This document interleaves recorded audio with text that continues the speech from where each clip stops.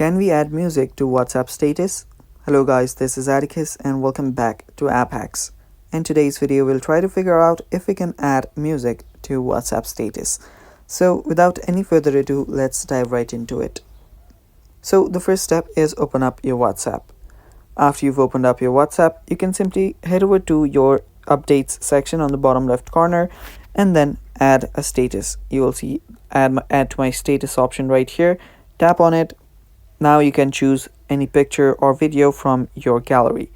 So choose one, and after you choose one, you will notice that there is no option where you can actually just add music. If you head over to the stickers option, there is no sticker or stuff that can let you add music. The same goes for text and the marker as well. So there is no actual option where you can just add a music to WhatsApp status. But what you can actually do is you can use another app such as CapCut. So you can use CapCut to add a music to any photos or videos, and then you can just export that video itself with the music and then head over to WhatsApp and install, or you can upload that photo or video that has music in it.